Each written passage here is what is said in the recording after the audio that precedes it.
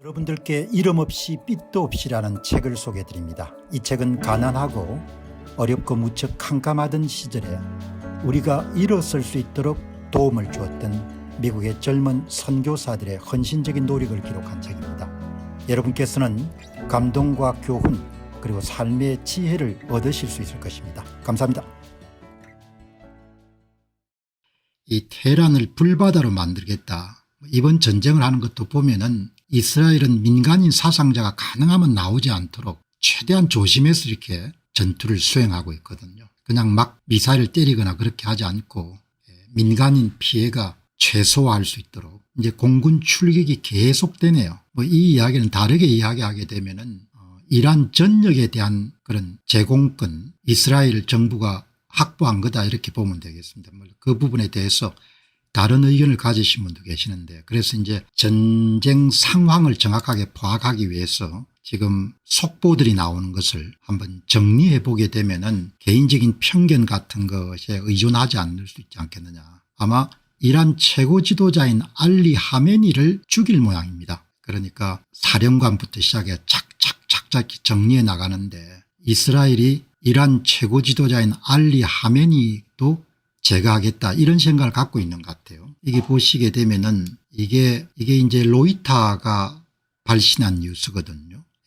그 이스라엘이 이란 최고 지도자 알리 하메니를 제거하겠다는 그런 계획에 대해서 도널드 트럼프 대통령이 반대했다 이런 내용이 이제 로이터를 타고 전 세계로 타진됐는데 여기에 이제 보시면은 여기에 이스라엘 정보국의 총책임자인 자히 하네비는 로이터 통신의 그와 같은 보도를 부인했다 그렇게 이야기하거든요. 여기서 제가 이제 유추할 수 있는 것은 최고 지도자까지도 제거를 해야겠다 이렇게 아마 생각하는 모양입니다. 이스라엘 국가안보회의 의장인 차치 하네그비는 트럼프 미국 대통령이 최근 이스라엘의 이란 최고 지도자 알리 하메네이 제거 작전에 거부권을 행사했다는 보도를 부인했다. 다르게 이야기하게 되면은 이스라엘이 계획을 갖고 있다는 거죠. 그리고 이제 일요일도 테헤란에 대한 주요 군사 관련 기지에 대한 공격이 계속됐습니다. 이게 이제 1500km를 날아가는 겁니다.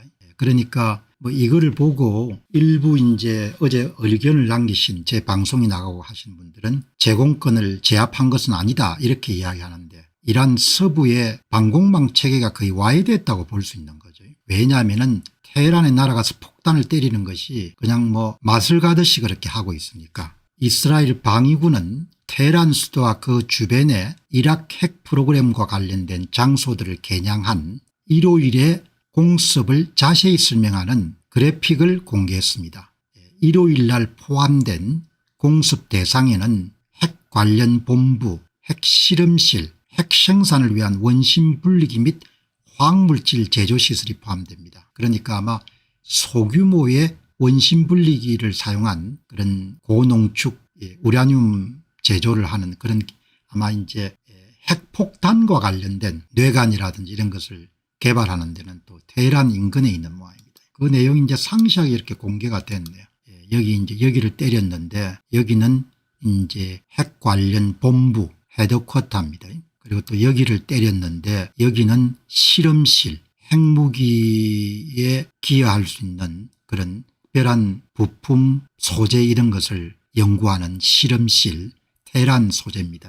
그리고 이제 여기는 소재를 생산하는 그런 장소입니다. 테헤란 내부에. 그다음 여기는 핵무기급의 그런 고농축 우라늄을 생산하는 그런 원심 분리기를 설치한 그런 장소입니다. 그러니까 수십 년 동안 모든 정보들을 다 이렇게 파악하고 있는 겁니다. 전쟁을 치르는데 앞에서도 강조한 바와 같이 이스라엘 사람들은 이번 전쟁에 져면은 지중해로 들어가야 되는 겁니다.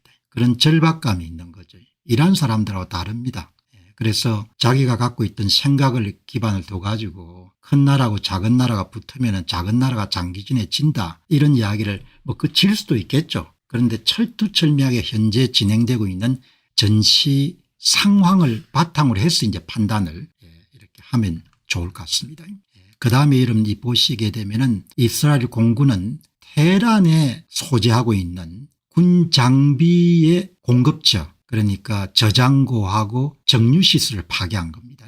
여기 보면은 오일 데팟이니까 디팟, 여기가 이제 군수용 석유 저장소죠. 테헤란의 남서부에 위치한 겁니다. 이걸 뭐 다 파괴를 한 겁니다. 그냥. 그러니까 하마스 제압할 때처럼 이렇게 딱 정리된 그런 계획에 따라서 이렇게 하나씩 다 제거해 나가는 겁니다. 여기 보시게 되면은 군수용 그런 원료 저장고 이런 것은 참 회복하기가 어렵죠. 파괴가 되면은. 이런 것이 여러 건 나왔네요. 요즘에는 워낙 이렇게 발전이 돼 가지고 위성에서 다 이렇게 이런 불타오르는 장면 같은 경우를 다 이렇게 찍었네. 이게 다 여러분들 원유 저장고 테헤란 남서부에 있는 시간까지 다 나옵니다. 여기 6월 15일자 일요일이죠. 이게 다 이 저장고들인 겁니다. 여기다 뭐 폭탄을 다 터뜨려 가지고 전부 다 이런 파괴를 하는 겁니다. 일요일에 촬영된 위성 이미지에는 어제 이스라엘 공군이 두 시설을 공격한 이후에 이란 수도 테헤란 서쪽과 남쪽의 샤란 석유 저장소와 테헤란 정유소에서 연기가 계속 피어오르는 모습이 담겨 있습니다. 한쪽은 이제 정유시설이 있는 데고 한쪽은 그냥 저장하는 데인데 11개의 저장 탱크를 보유한 샤란은 최소 4개의 저장 탱크를 잃은 것으로 보입니다. 테헤란 정유소는 2개에서 4개 정도의 그런 이렇게 정유시설을 잃은 것으로 봅니다. 이스라엘의 표적이 될 수 있는 것은 아직 더 많습니다. 그러니까 딱 준비가 돼 가지고 그 준비된 상태로 이제 우선순위 1순위 2순위 3순위 식으로 야무지게 업무를 처리하는 겁니다. 일을 처리하는 거죠. 뭐 어느 쪽을 두둔하자는 게 아니고 팩트를 봐야 정확하게 알 수가 있으니까. 테헤란도 그냥 불바다를 만드는 것이 민간인을 공격하는 것이 아니고 경찰본부부터 시작해 전부 다 여러분들 하나씩 때리는 겁니다. 그다음에 이제 이란 전역의 군 관련 시설물 타격이 계속되고 있다. 이제 미사일이 날라오는 미사일 수가 계속 줄어듭니다. 200개, 100개, 50개, 30개. 하마스가 가자 지구에서 처음에 로켓 발표할 때 하고 똑같은 상황인 겁니다. 똑같은 그런 절차에 따라서 처리하는 것. 여기 보시면은 이스라엘 공군이 서부 이란에서 지대지 탄도미사일에 대한 공습을 시작했습니다. 그러니까 이제 지대지 탄도미사일을 발표하는 텔아비브 같은 데 떨어져서 피해를 만들어내는 그곳이 여러분들 딱 정한 다음에 때리는 겁니다. 그러니까 가자 지구의 하마스를 제압할 때와 마찬가지로 좀 넓은 지역에 분포되어 있는 적의 탄도미사일 발사기지를 다 제압을 하는 겁니다. 그리고 비행기가 숨을 데가 없습니다. 이게 이란은 이제 공군력이 상당히 취약한데 팬텀기면 여러분들 70년대 비행기지 않습니까? 팬텀기는 70년대 비행기니까 아마 팔레비 왕조 때 구매한 것을 아직도 사용하고 있는 모양입니다. 거기 이제 경납고를 전부 다 여러분들 다 폭탄을 때려 가지고 그리고 이제 활주로도 여러분들 다 여기다가 폭탄을 뭐 살아남은 팬텀기도 뭐 여기 이제 날 수 없도록 활주로를 이렇게 다 파괴를 해버린 겁니다. 경납고도 전부 다 파괴가 되고 여기 보시면은 오늘 오전 이란 북서부 함단 공군기지에 게시된 위성 사진에는 기지에 경화된 항공기 대피소 대부분이 파괴되고 활주로와 유도로가 분리된 모습이 담겼습니다. 함단 공군기지에는 공군 31, 33, 34 전술 비행대대의 본거지입니다. 이란에 남은 F4 팬텀 제고의 대부분을 운용하고 유지하고 있습니다. 굉장히 구기종이지 않습니까? 이런 비행기는 뭐냐 그냥 이륙하자마자 그냥 바로 그냥 맞아서 떨어질 수가 있는 거죠. 그러니까 이렇게 다 나오는 겁니다. 첫째도 사실, 둘째도 사실, 셋째도 사실이죠. 이게 사실을 보고 이렇게 보도를 해야 되는 겁니다. 그냥 주워들은 이야기를 가지고 하면 안 되고 항상 지금 전시 상황이 어떻게 됐냐. 이게 이제 팬텀기 저희 세대가 팬텀기를 기억하거든요. 빨간 마우라 뭐 이런 분들 여기 한 분이 존 존슨이라는 분이 놀래네. 야 대단하다. F4 이거 진짜 여러분들 앤티코 오래된 비행기인데 이렇게 이야기하지 않습니까? 이스라엘은 30년 동안 전투를 준비했습니다. 전쟁 초기에 지도부가 어디에 있는지 정확하게 알고 있었기 때문에 특히 이란의 열악한 공군 상황을 고려할 때 각 전투기가 어디에 보관되어 있는지를 정확히 알고 있을 것입니다. 이스라엘은 아마도 각 전투기와 경화된 대피소에 지정폭탄을 설치했을 것이며 일부 전투기가 목표를 달성하지 못할 경우를 대비해서 몇 대 예비폭탄을 설치했을 것입니다. 군 관계를 잘 아는 분이 이 사진을 보고 글을 남긴 겁니다. 뭐 숨을 데가 없습니다. 공중에서도 숨을 데가 없고 육지에서도 숨을 데가 없는 겁니다. 이 양반이 정보계통에 굉장히 그거 고의적인 모양입니다. 베냐민 네타냐후 이스라엘 총리는 방금 팍스뉴스와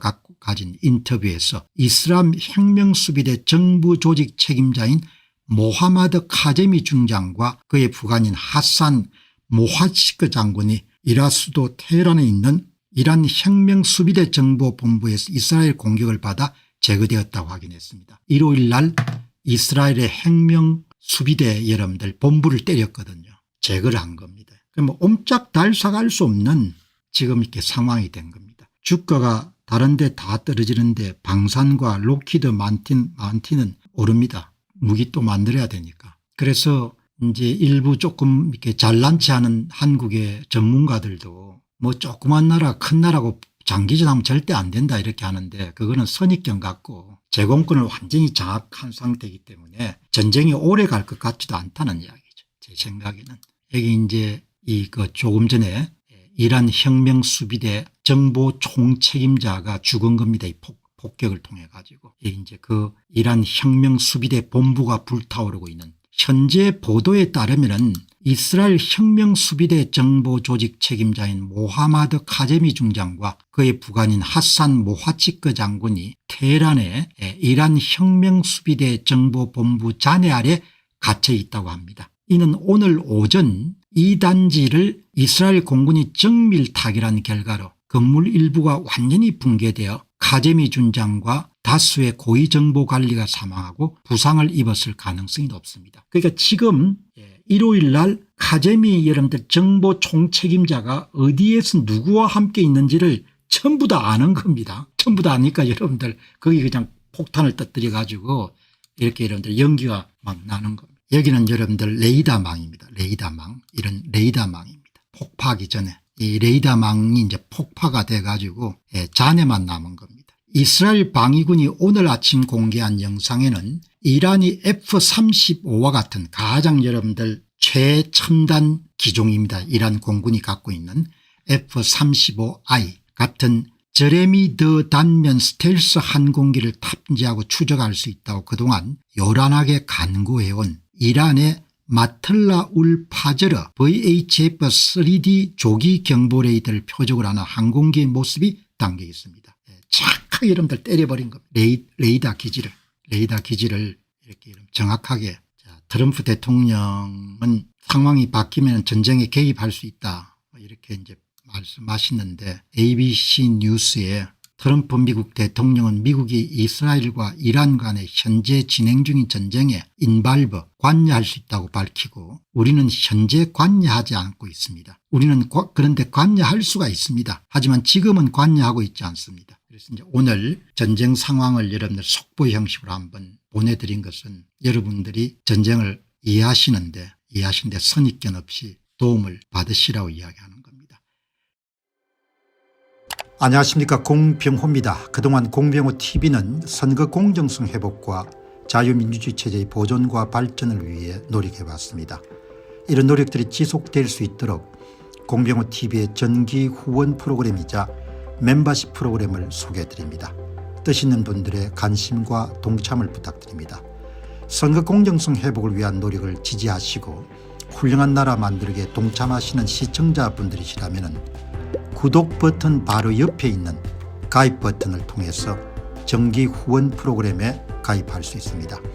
가입 버튼을 누르시면 공병호TV의 후원자가 되시게 됩니다. 여러분의 후원이 선거 공정성 회복을 위한 노력에 힘을 더할 수 있을 뿐만 아니라 자유민주주의 체제의 수호를 그리고 발전을 통해 여러분과 후손들의 삶에 빛과 소금이 될 것입니다. 특히 그동안 공병호TV는 선거 공정성 회복을 위한 노력 과정에서 채널 성장에 제약이 가해지는 불이익을 감수해왔고 지금도 그런 불이익이 계속되고 있습니다. 그럼에도 불구하고 너무나 중대한 문제이기 때문에 공병호TV의 노력은 계속될 것입니다. 여러분의 깊은 관심을 부탁드립니다. 감사합니다.